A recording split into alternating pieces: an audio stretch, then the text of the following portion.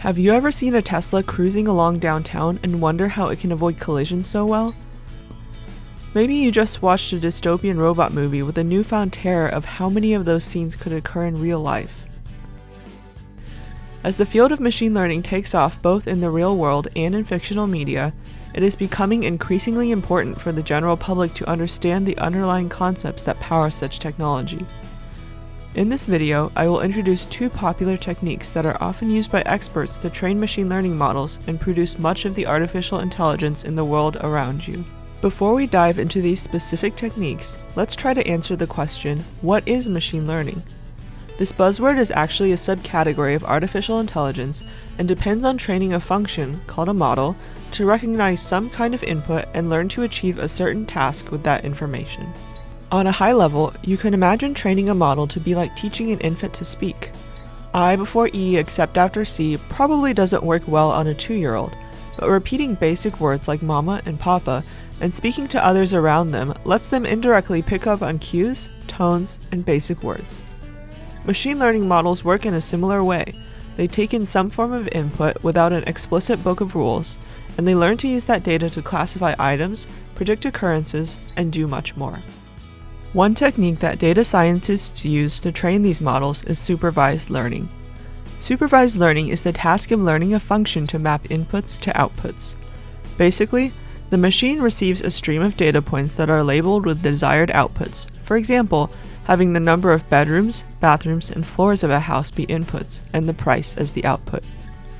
After feeding in multiple data points, the machine begins to develop a model, or a way to map inputs to outputs for general data points. To decide whether the model did well or not, we can use metrics like accuracy and classification loss. These values act like graders that decide how well the model performed.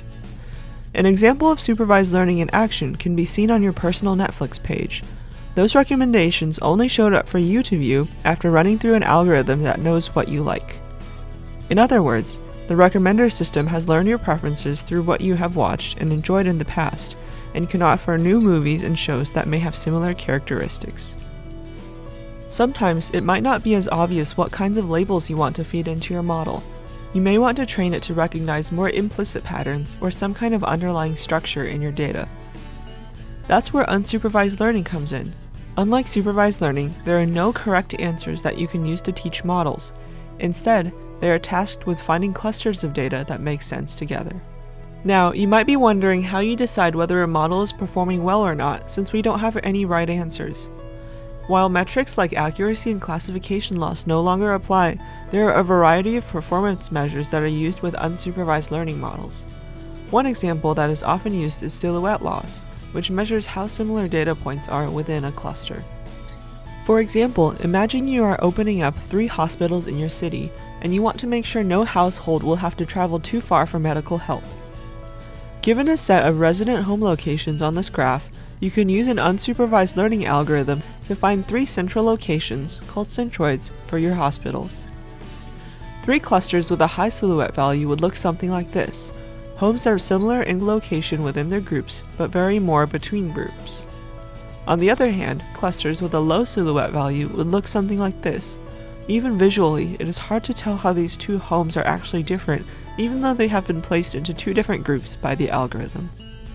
With knowledge about supervised and unsupervised learning in your toolkit, you can begin to understand how the intelligent technology around you came to be.